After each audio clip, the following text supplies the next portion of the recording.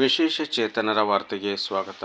ಸ್ನೇಹಿತರೆ, ನಮ್ಮ ಗ್ರಾಮ ಪಂಚಾಯಿತಿಗಳಲ್ಲಿ ಕರ್ತವ್ಯ ನಿರ್ವಹಿಸುವ ಸಿಬ್ಬಂದಿಗಳಿಗೆ ಸರ್ಕಾರದಿಂದ ಯಾವೆಲ್ಲ ಸವಲತ್ತುಗಳು, ಯಾವೆಲ್ಲ ವಿಶೇಷ ಆಫರ್ಗಳು ಕೊಡ್ತಾರೆ ಅಂತಕ್ಕಂಥ ಮಾಹಿತಿ ಸಾಕಷ್ಟು ಜನರಿಗೆ ತಿಳಿದಿರೋದಿಲ್ಲ.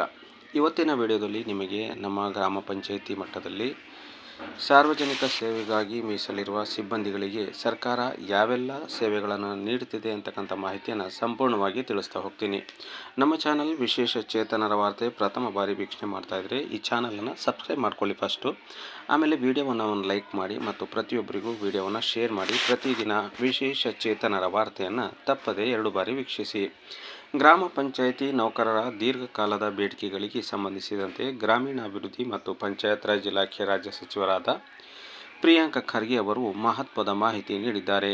ಪಂಚಾಯಿತಿ ನೌಕರರ ವೇತನ ಶ್ರೇಣಿ, ವಿವಿಧ ರಜೆ ಸೌಲಭ್ಯಗಳು ಮತ್ತು ವಿಮಾ ಯೋಜನೆಗಳ ಬಗ್ಗೆ ಪತ್ರದಲ್ಲಿ ಸ್ಪಷ್ಟಪಡಿಸಲಾಗಿದೆ. ಪ್ರಮುಖ ಪತ್ರದ ಸಾರಾಂಶಗಳು ಈ ರೀತಿ ಇವೆ. ಕಾರ್ಮಿಕ ಇಲಾಖೆಯ ನಿಯಮದಂತೆ ತುಟ್ಟಿ ಭತ್ಯೆ ಸೇರಿದಂತೆ ನೌಕರರಿಗೆ ನೀಡಲಾಗುತ್ತಿರುವ ವೇತನದ ವಿವರ ಹೀಗಿದೆ. ಬಿಲ್ ಕಲೆಕ್ಟರ್ಗೆ ಪ್ರತಿ ತಿಂಗಳು 17,420.32 clerk come data entry operator ಅವರಿಗೆ 17,420 ರೂಪಾಯಿ, ಕ್ಲೀನರ್ಸ್ ಅವರಿಗೆ 18,243 ರೂಪಾಯಿ, ವಾಟರ್ ಆಪರೇಟರ್ ಅವರಿಗೆ 15,732 ರೂಪಾಯಿ, ಅಟೆಂಡೆಂಟ್ ಅವರಿಗೆ 15,097 ರೂಪಾಯಿ ಅವರಿಗೆ ವೇತನವಿರ್ತದೆ.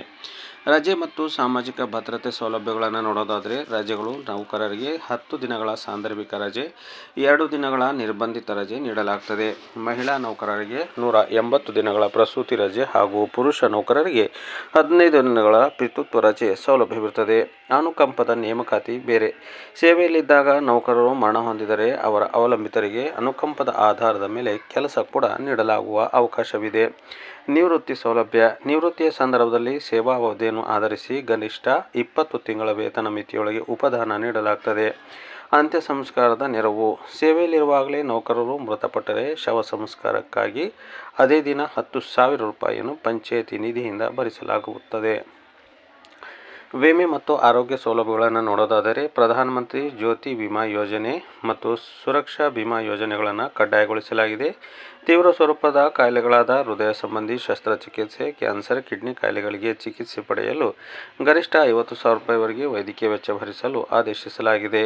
ಕೋವಿಡ್ ಪರಿಹಾರ. ಕೋವಿಡ್ ಕರ್ತವ್ಯದ ವೇಳೆ ಮೃತಪಟ್ಟ ನೌಕರರ ಕುಟುಂಬಕ್ಕೆ 30 ಲಕ್ಷ ರೂಪಾಯಿ ಪರಿಹಾರ ಘೋಷಿಸಲಾಗಿದ್ದು, ಅನಾರೋಗ್ಯಕ್ಕೊಳಗಾದವರಿಗೆ ವೈದ್ಯಕೀಯ ವೆಚ್ಚ ನೀಡಲು ಆಶ್ವಾಸನ ನಿಧಿ ಸ್ಥಾಪಿಸಲಾಗಿದೆ. ಪದೋನ್ನತಿ ಮತ್ತು ನೇಮಕಾತಿಗಳು.